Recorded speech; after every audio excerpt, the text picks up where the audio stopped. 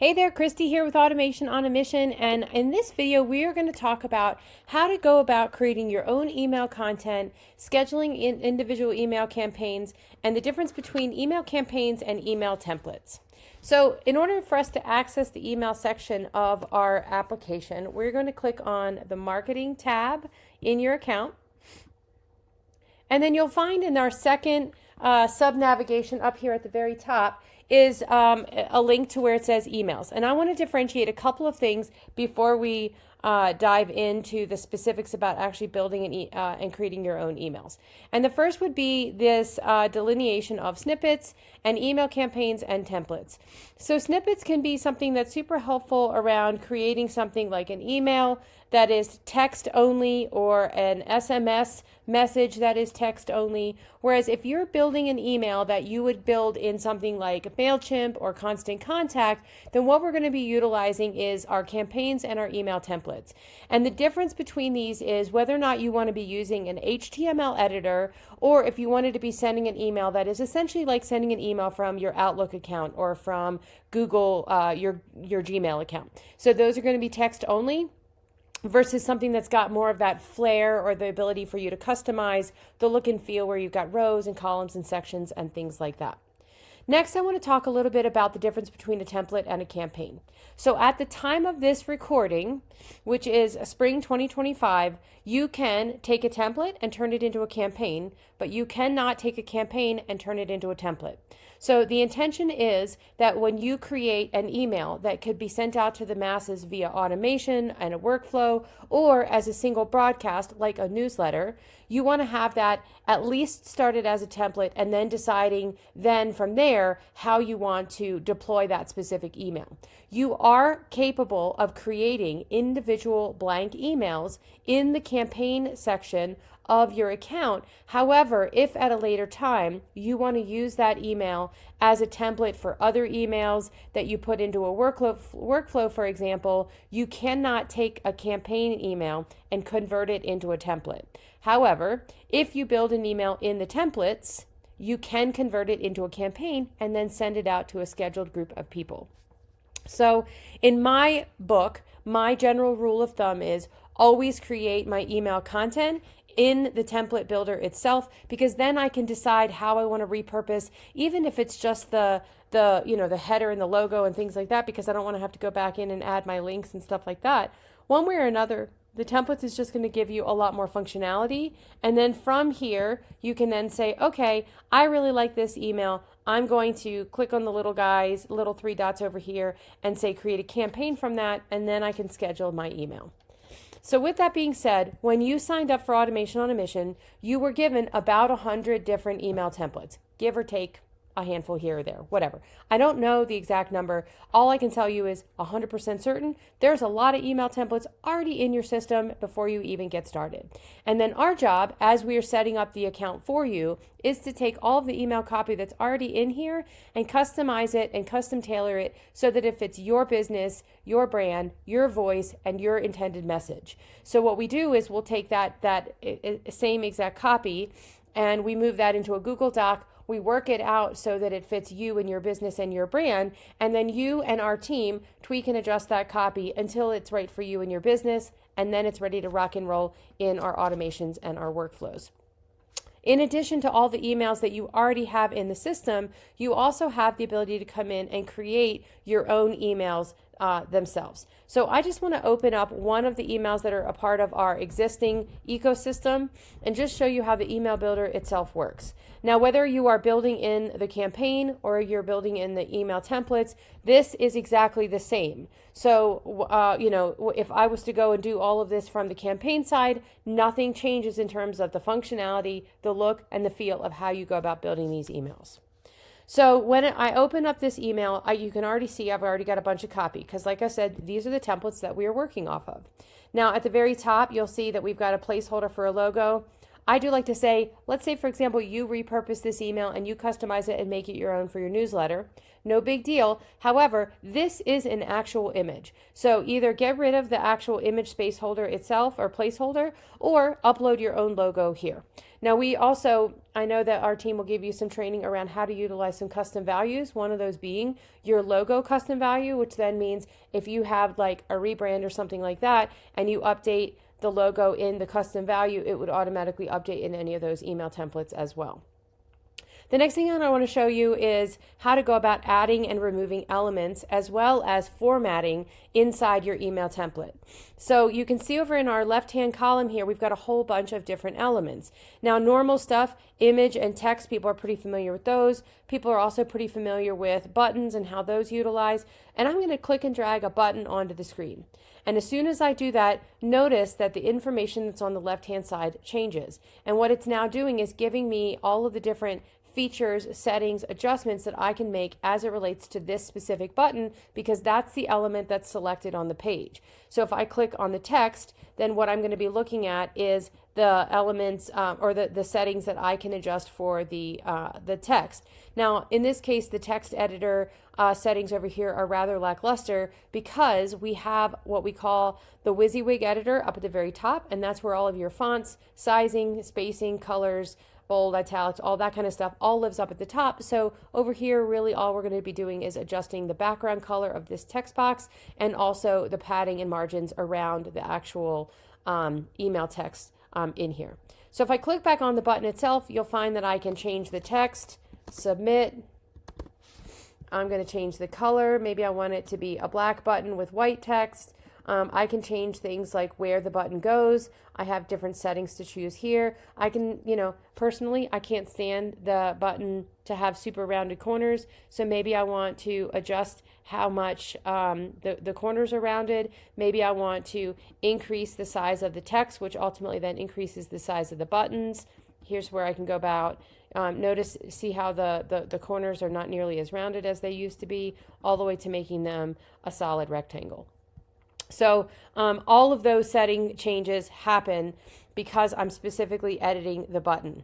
Other things that are kind of fun and nifty that I really like in our system here is we already have in this email template the social media icons, and these can easily be swapped out for any of the icons that you may be using in your business. And then you can also utilize custom values for your social media icons, and that can be super helpful. And if we use our own business as an example, when we launched our business 11 years ago, we were called Confluence Business Solutions. And last year we changed our name to Automation on a Mission to be in better alignment with our program. So when we went through the process of rebranding, I didn't have to go in and change all of my settings because all I had to do was adjust them in my custom values, which just saved me a bunch of time.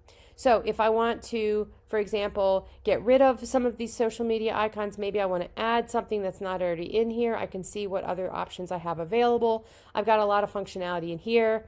Other things, maybe you have some custom code that you want to bring into a page, or you want a video that you have, a message that you've got to your audience that you want to convey. And the nice thing about videos is, I'll throw this guy in here real quick, is that your videos can be hosted in YouTube, Vimeo, Wistia, or you can upload the video into the media folder in your Automation on a Mission account, and then just choose this HTML5, and that's going to allow you to have your video hosted by our system. I loved saving money when I was able to cancel Vimeo and Wistia. If you have a Loom video, you can incorporate that in here as well. So you've got tons of different kinds of functionality that you can incorporate when it comes to videos. If you're selling a product and you want to incorporate a product that's in your online store, you can do that. Accordion, countdown timers, all kinds of fun stuff in here. So let's say you want your email to not have just a single column format. Like, for example, in our newsletter, we like to have some sections where we have a picture and then we wrap text around that picture. So I did want to show, because this part tends to trip people up a little bit. And I'm going to take this email back to the original format. And let's say I want to have I'm going to show you how I do this. Let's say I want to have a little welcome paragraph with a picture next to it, and then I want the rest of our stuff here. Now notice that this is all single column. And see, when I come over into this gray space over here, this is where we set that single column. So if I want a 2-column section, I'm going to drag it to the top of my screen, and then to make things a little bit easier, and this is perfect because I actually didn't mean to do a 50-50 split. And then I'm going to put another single column up top, because remember, only a little bit of our text is going to have the 2-column section. But I actually didn't mean to put a 50-50 column here, so I'm going to select that. And then notice that just like when I'm editing my image or my button or my text, the information on the left-hand column is changing based on what I have selected. If I'm clicked into this gray space here, then what I'm editing is the section settings. So padding, margins related to my section, as well as what's the column layout and format that I want for that particular section. So now I changed my mind after I click and drag from a 50-50. I want, let's say, 66-33. So I'm going to move my little Loom controller here. And here's my 66-33, or 2/3, 1/3. And notice that it just changed the format from 50-50 to 2/3, 1/3. And now the reason why I put that other section up at the very top is because I want my logo to go up there. And I don't want to have to work for it later. So I'm just going to get that all nice and organized. Next, because I'm super lazy, is I'm going to actually copy this whole thing right here. And I'm going to drag it up into my center column here. I'm going to get rid of all the text that I don't need. And then I'm going to do the same thing here. And then all I have left to do is grab an image element and drag it over into my right-hand column.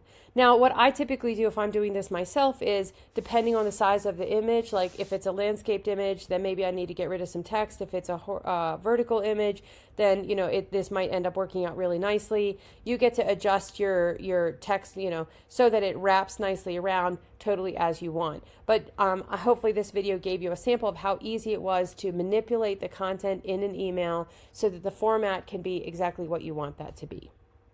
Now, we shouldn't have a whole lot of exciting stuff in here because this isn't even a dummy account. So here we go. There's just a simple example. So maybe, for example, I want to say,